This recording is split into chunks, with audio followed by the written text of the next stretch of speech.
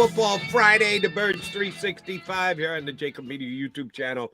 Tone DeShields in for Johnny Mac with me, Jody Mac, here on Birds 365. And we're joined by Tommy Lawlor, longtime Eagle beat reporter, now blogger for EagleBlitz.com.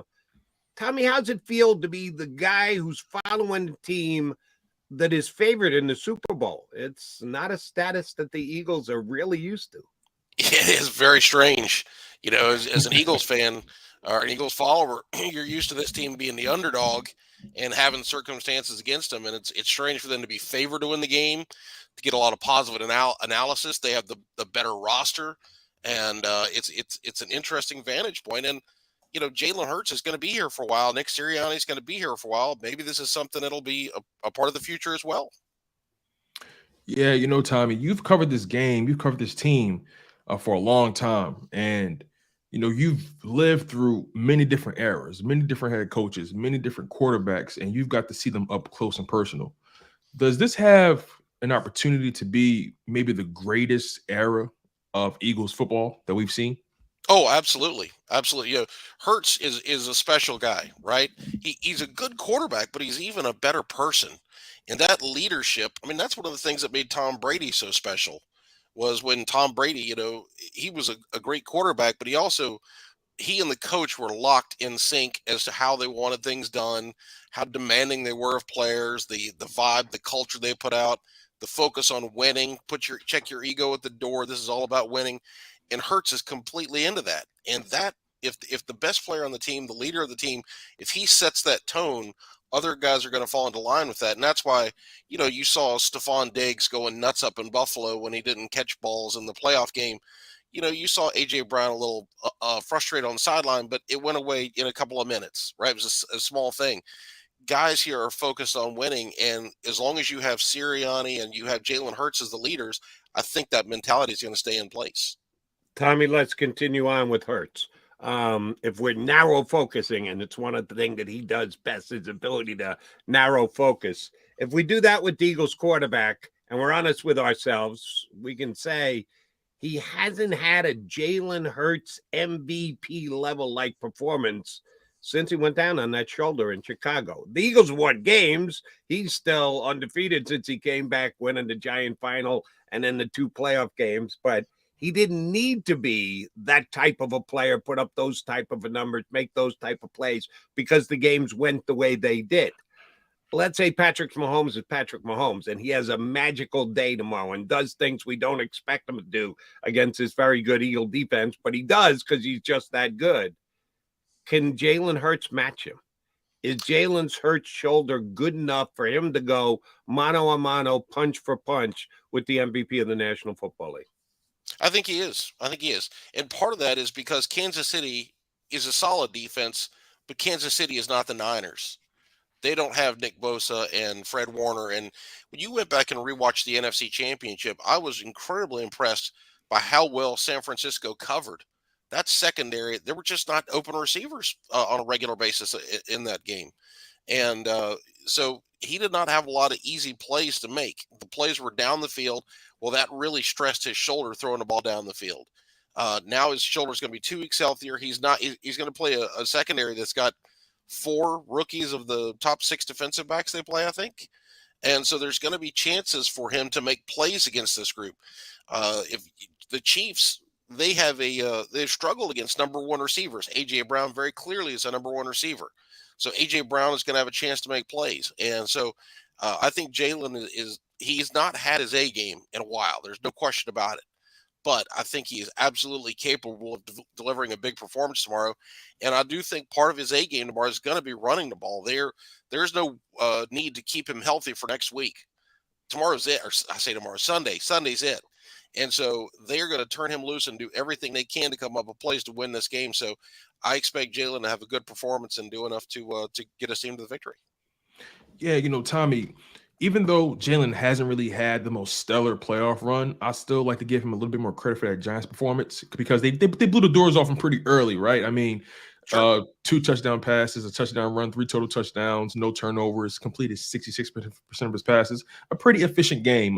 Nothing to write home about, but efficient and serviceable. And then the San Fran game, you kind of had, like you said, no one was really open, and there was still a struggle there. They had the opportunity of turnovers and short fields. They took advantage. That's the reality. But I feel like what doesn't get talked about enough with Jalen Hurts is maybe the intangibles that impacts the field, right? Not just his leadership, not just his confidence and his trust in his teammates, but his ability to just manipulate, run lanes and manipulate the front seven to essentially doing what he wants them to do, right? Can you speak on just the impact of Jalen Hurts' play style with that RPO and zone run scheme, and how he's able to just manipulate defenses and how that can potentially play a role in this Super Bowl? I've been watching football for a long time, and I've never seen a year where defensive players weren't sure what to do the way that they have struggled against the Eagles this year. There was a game against Jacksonville earlier, and one of the Jacksonville linebackers looked so frustrated after a play because he wasn't sure what to do. And so what the Eagles have with the RPOs they use and with Jalen Hurts, they put you in a bind where even if you're right, you can be wrong. So if the linebacker comes to the gap that he's supposed to shut down a run, he's going to leave a void in the pass defense. And so they get these guys. You watched last week. Fred Warner is the best linebacker in football. And there was multiple plays when Fred Warner stood still, like he might as well been in a phone booth, stared, and did nothing. I could have been Fred Warner. And trust me, I'm not the best linebacker in football. And he literally, it's a combination of the scheme and Jalen Hurts' ability to execute the scheme, because all you got to do is go back and watch the Green Bay game. If you don't account for his running, he'll run for 150 yards and he'll crunch off 20, 30, 40-yard runs. And when he gets out in the open field, he just glides, gets out there. As soon as somebody comes up, he'll either go down, get out of bounds, protect himself. He's smart.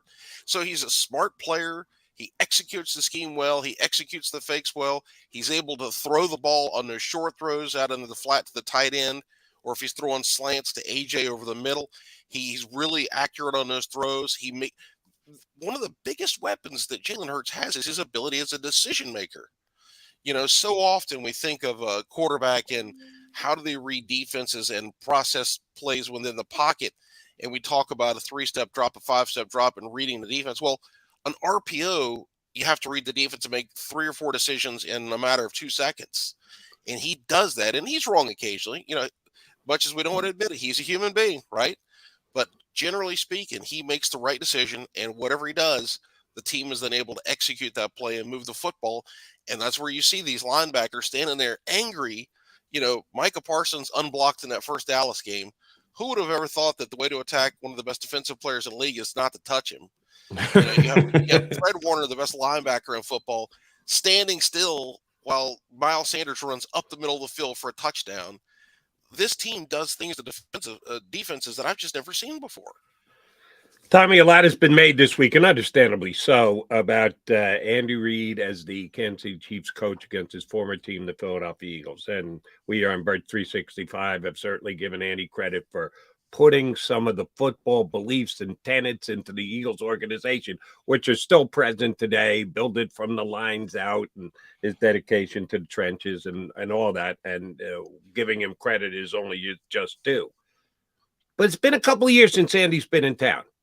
And despite the fact that another ongoing story is he fired Nick Sirianni. No, he just didn't bring Nick Sirianni back from a team that was 2-14. Really? You're going to bring him back?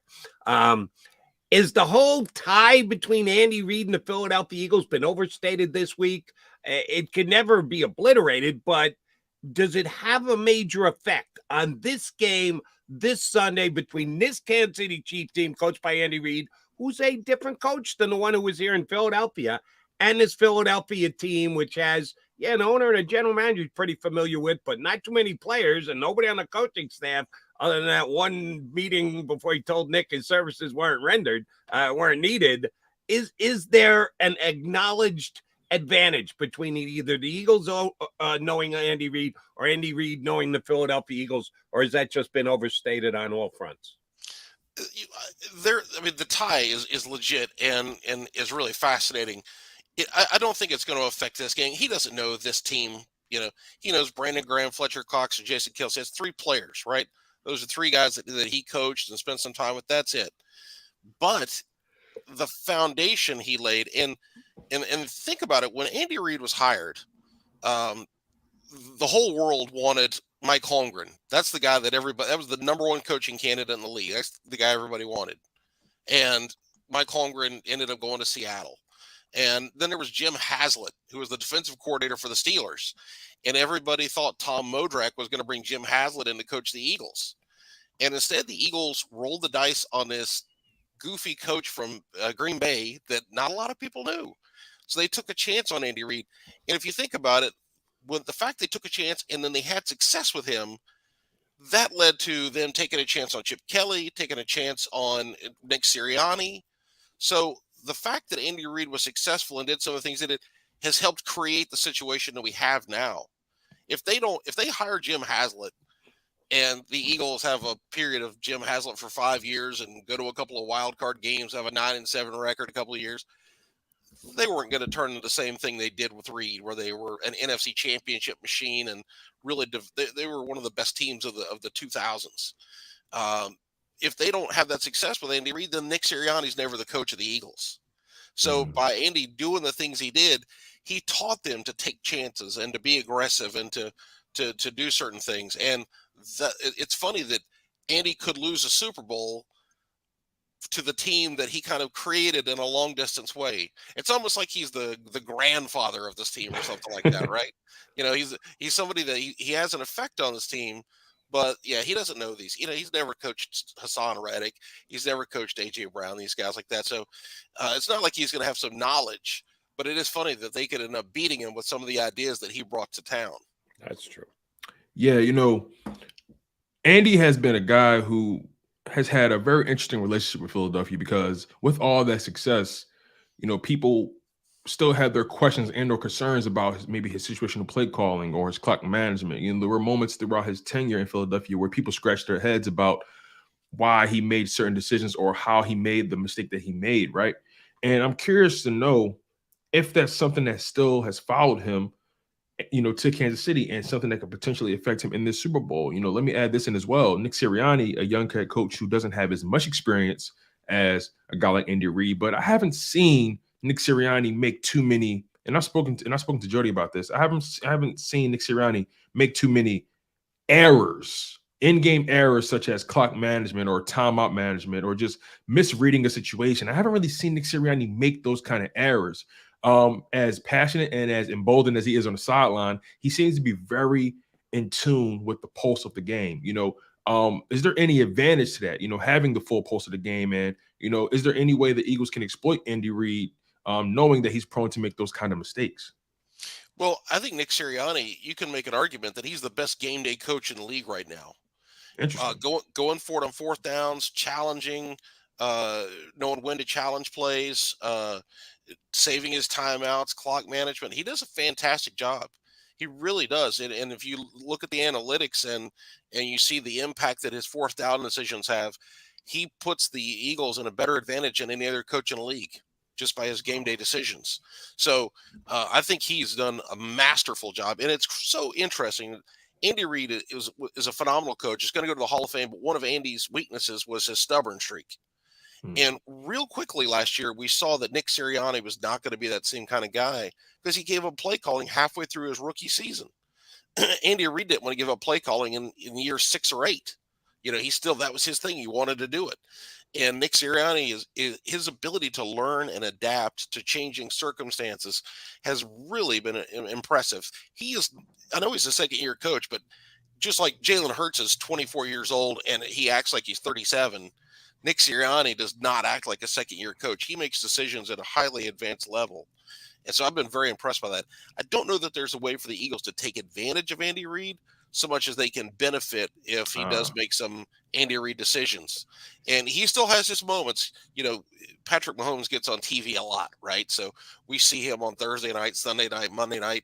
So you can't help but take in some Chiefs games. Andy's better at game day management than he used to be. But he still has moments when you're watching Kansas City and you're like, why did he call that timeout? Why did he make that decision? So it's still part of his DNA, but it's not as bad as it was in Philadelphia. Andy has gotten better at that stuff. Tommy, let me ask you this, because I've asked everyone we've had on the show for weeks now. And there are always different answers, and there's no perfect answer. If there was, somebody would figure it out and implement it against the Chiefs.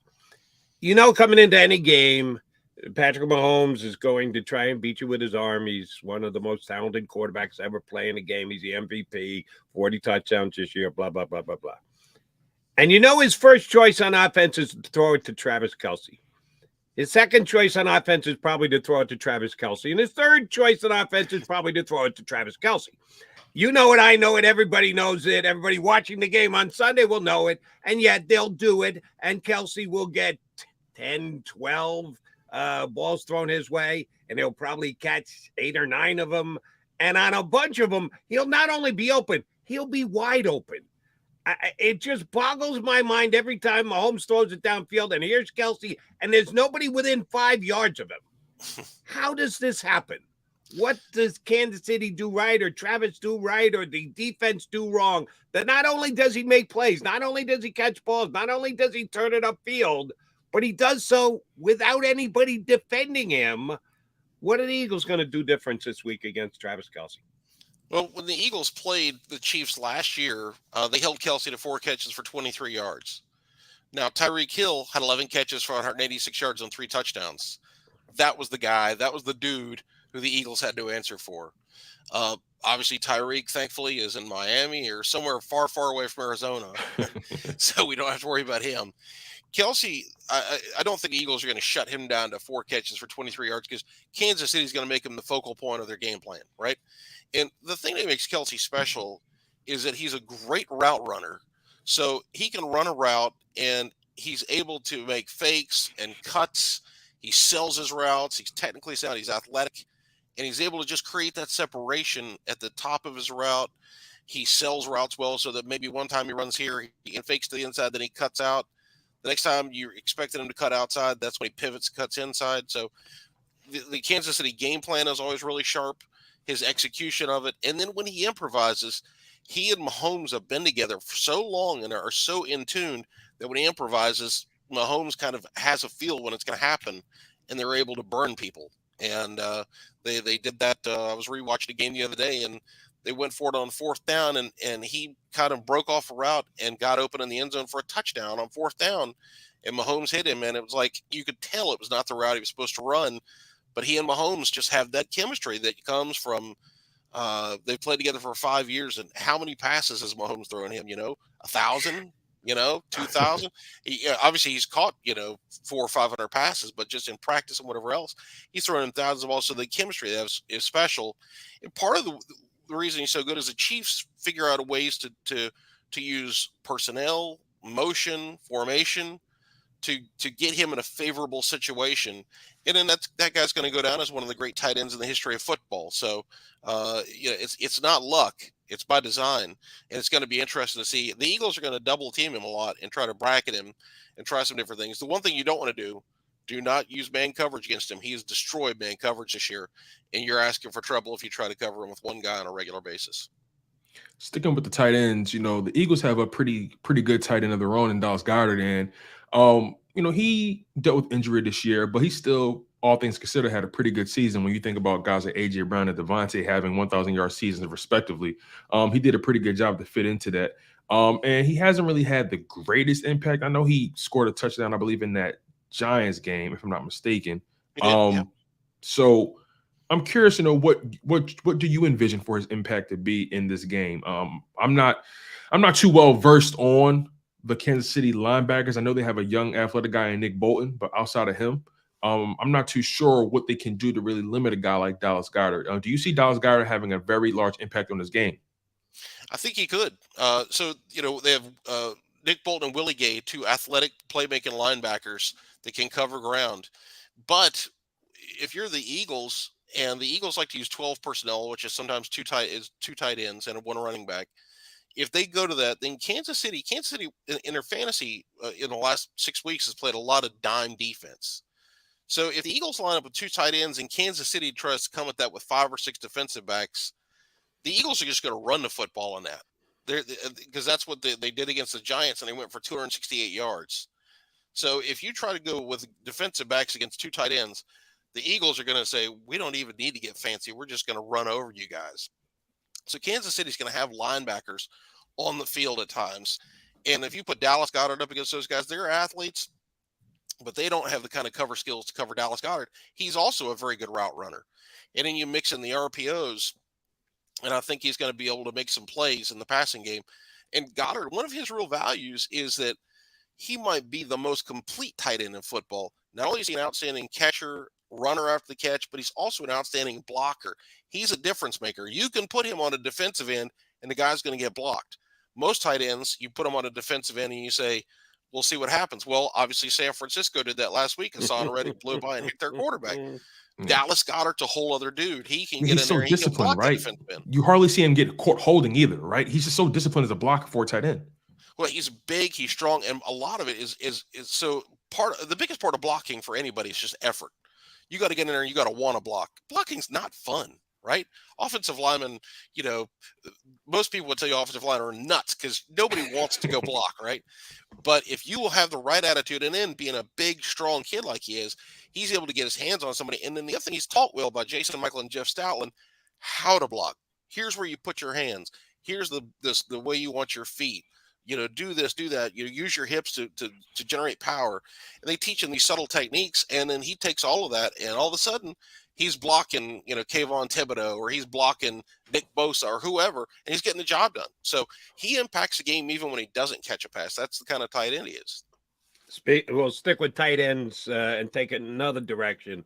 While we've given credit and questioned Andy Reid some here on Birds 365 today, he's a Hall of Fame coach by the day. That kind of overshadows everything else.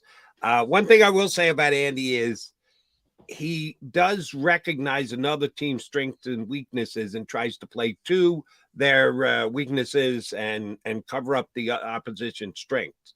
That being said, Andrew Wiley can't block Hassan Reddick, and Wiley has been one of the more taken advantage of left tackles in the NFL this year, and Hassan Reddick is one of the defensive stalwarts of the entire National Football League. So I'm going to predict and project that Andy gives them help, that they'll be in a bunch of 12 personnel, and they will give help to Wiley on the left side. If that's the case, who's the more likely breakout guy on the right side? Brandon Graham? Josh Sweat? Is there a chance that the quote-unquote other defensive end on the Philadelphia Eagles is the guy who wrecks this football game on Sunday?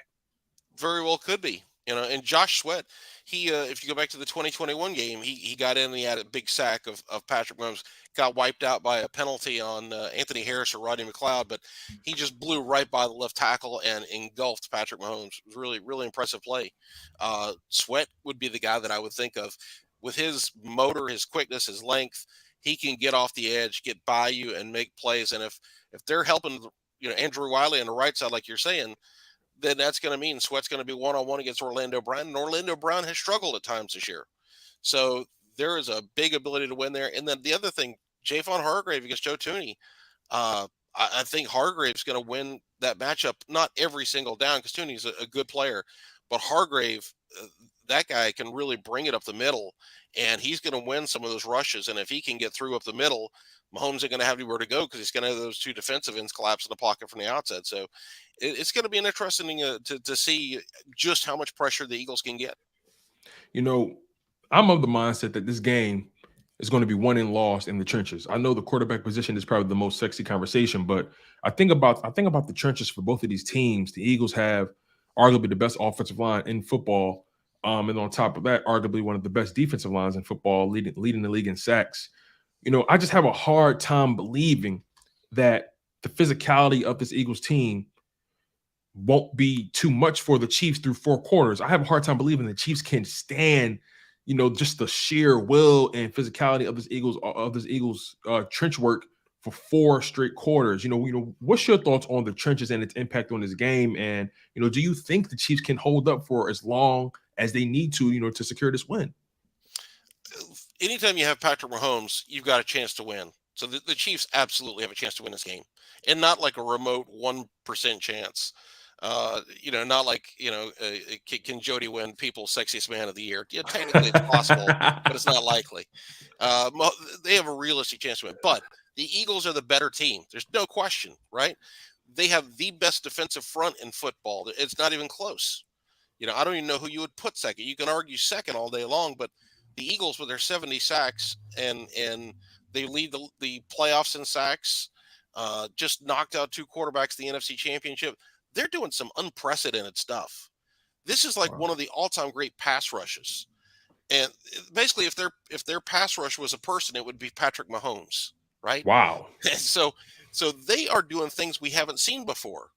And so they're going up against a pair of offensive tackles that is inconsistent in pass protection.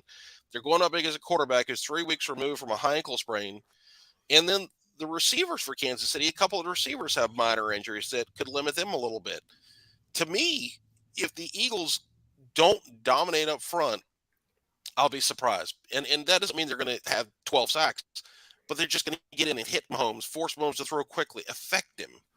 And, so if they come out of the end of this game with 2 sacks, that's fine.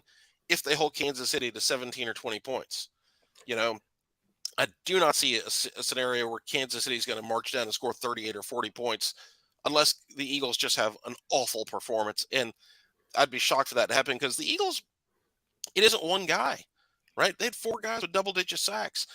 Ndamukong Suh had the 2 biggest hits, or had 2 quarterback hits last week and knocked one of the quarterbacks out. Brandon Graham's capable of a 3-sack game. Milton Williams is red hot. He's been a real force here the last month or so.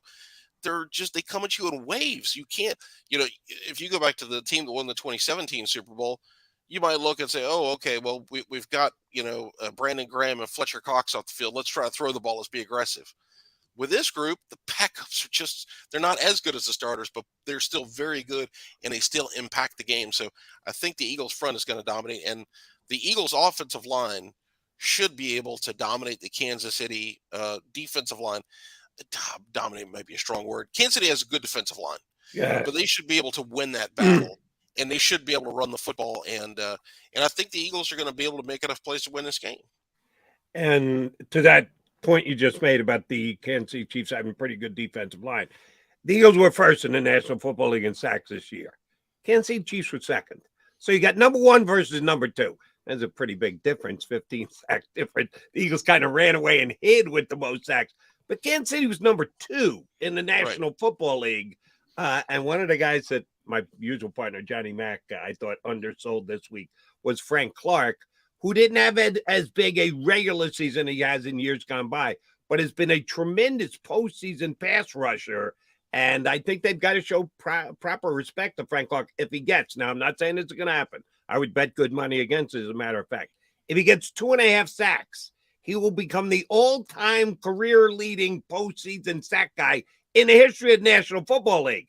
That's kind of saying something for Frank Clark. And the kid Karlaftis is not bad either. The Eagles are not just going to show up and dominate this Kansas City defensive line, are they, Tommy? They might. You think so? All right, you and McMullen both disrespect. We talk so much about disrespecting. I think you guys are all disrespecting the Kansas City defensive line. Well, hear me out for a second. So go back to the Giants game. So they had Ojulari and they had Kayvon Thibodeau, who were red hot as pass rushers. Ojulari? Oh, okay. Yeah, and then they had. I couldn't spell that. I can say it, but I couldn't spell it. kind of a little wet behind the ears. Young, is he not? They had Dexter Lawrence, who was the hottest defensive tackle in football at the time, and those guys did not hit Jalen Hurts once. 0 quarterback hits in that game. Then last week we went up against Nick Bosa, Eric Armstead. The Niners have a slew of good pass rushers. They got a couple of hits on Jalen Hurts. So they have played 2 outstanding defensive lines already and completely shut them down. Kansas City is the best defensive line they faced yet. So that's why, I said dominate earlier. Dominate is probably pushing things a little bit. But the Eagles have been able to shut these guys down because the Eagles have no obvious weaknesses on the offensive line. They have 2 outstanding tackles. They have 2 guards. One is big and physical. One is more technically sound. And then Jason Kelce got a Hall of Fame center. So you've got an offensive line that's just complete. And Stoutland comes up with these creative blocking schemes. And then their ability to mix in tempo, running the ball, they wear you down. So I think Kansas City has a quality defensive line. Backups like Mike Dana and then Colin Saunders. they're going to be able to mix some guys in. So it's not just stopping 4 guys, but they're going to be they're going to have their hands full with the Eagles offensive line. Yeah, Tommy. I think about all the criticism the Philadelphia Eagles have gotten over the past, couple of weeks, after beating the 49ers. A lot of current 49ers guys have been going on national television saying, oh, they got lucky if this wouldn't have happened, if this could have happened, and always the woulda, coulda, shoulda, right? And, we can't focus on what would have happened or should have happened. We got to focus on what is. And it wasn't like Brock Purdy just tweaked that ankle or he tripped over somebody or his own offensive lineman stepped on him. He got blown up. And I just feel like Nick Sirianni, as a coach, isn't getting enough credit, for his impact on his team. I feel like this Eagles defense, probably isn't getting the respect they deserve. I know Jody always laughs about the whole respect thing and disrespect thing, but what's been your thoughts on just the criticism the Eagles have gotten over the past couple of weeks from former opponents or teams they played? People get frustrated, and I get that. It's easy to sit there and say, well, we wish we would have this. Hey, listen, let's go back to 2003. I wish the Eagles had Brian Westbrook when they went through the playoffs. I wish Donovan McNabb didn't get knocked out of the NFC Championship game. There's a lot of things you can go back and say, well, what if we had this? We'd have won that game. What if this hadn't happened? We'd have won that game. That's just sour grapes. That's part of sports. That's part of life. So you get tired of hearing it. And of course, at the Super Bowl, when somebody says something, there's all that media is shoved into one little area. So anything that gets said is going to get piped out to the world and recycled and discussed and over discussed. So yeah, it's not that big a deal. I think people, the Niners know the Eagles were a really good team. They're not saying the Eagles weren't a good team. They're just frustrated because they didn't feel like they got a fair shot. The reason they get a fair shot is because the Eagles broke their quarterbacks. Both of them. If we were talking about the 85 Bears, people go, that's the 85 Bears. They knock people out. They kick their butts. That's how you play football. And when we're watching a video of the 2022 Eagles in 10 years, people may say this dominating defense that knocked quarterbacks out, and maybe all of a sudden be something that's talked about. Now all people could say is, well, you got lucky. You knocked out the quarterback, so you didn't have to face anybody. They skip over the part that the quarterback was knocked out. Right. I could see if the guy had a concussion that was not related to a hit, if he had hurt himself in a weird accident at the hotel, or a car accident on the way to the game, then you'd say, all right, the Eagles just got lucky, right? They made their own luck. That hit from Hassan Reddick was huge. When I saw that live, I thought they may have broken his wrist, and they kept showing him try to do stuff on the sideline. And I was like, that guy's in bad shape. But now you find out, torn nerve. And that was a legit hit. That was just clean. completely clean and nasty. And then Ndamukong Suh. So if you watch the second half, Josh Johnson on one play drops back and Milton Williams goes in and lights him up. The next play, Ndamukong Suh beats the left guard or the right guard, I guess, and then Suh hits him just the way Reddick hit Purdy, and just puts him down on the ground hard, and that guy's knocked out. So the quarterbacks were taking these big, brutal hits. Like I'm saying, if we're watching NFL films videos, they would put on the right music and slow it down. And you talk about the monsters of the Midway or the Steel Curtain or Doomsday or Gangrene. And instead, it's like, the Eagles got lucky. So Nick Sirianni will play the disrespect card a little bit. I don't think he's too big in all that stuff. The players eat it up. The players will do it. Sirianni wants him to play for the right reasons, and that's where he preaches connection and playing for your teammates and people you love and you care about, and that message has resonated with his team, and it's helped him get to this point. And oh, by the way, Josh Johnson got a little gun shy because they hit him with one snap in the worst possible place, right in the middle of his hands, and he dropped it, which led to an easy touchdown right before the half, which basically sealed the deal for the Eagles. And oh, by the way, all the 49er whiners. Your coach could have dropped a challenge flag on that Devonta Smith play. He's signaling everybody to come up to the line. Why? To celebrate? Or you think maybe he knew he didn't catch the ball? The 49ers coach chose not to challenge that. So that was on them again. Not luck. There was some luck involved, but the better team won that football game. All right. Absolutely. So we need from you, Tommy Lawlor, and you've already stated you think the Eagles are the better roster. Are they better than football team? Is Patrick Mahomes going to be able to pull this one out of his ear hole? He is a magic man, and if the Chiefs win, we all think it's going to be because of Mahomes.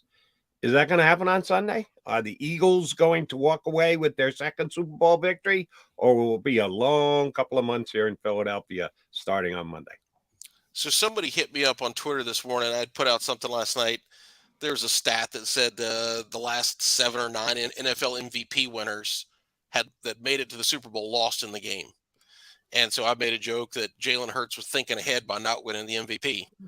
And somebody hit me up and said, a quarterback doing more with a less of a roster is a great recipe for winning MVP, but it's not a great recipe for winning the Super Bowl. And I thought that's a great way of putting it, right?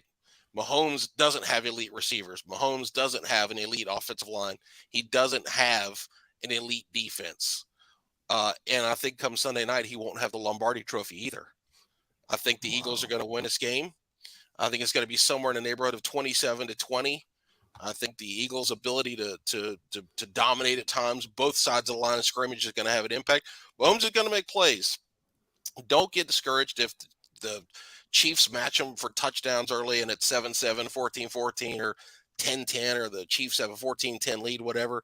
But as over the course of the game, I think the Eagles are going to get a few stops, forcing a punt or forcing a field goal, and then the Eagles are going to be able to have big plays.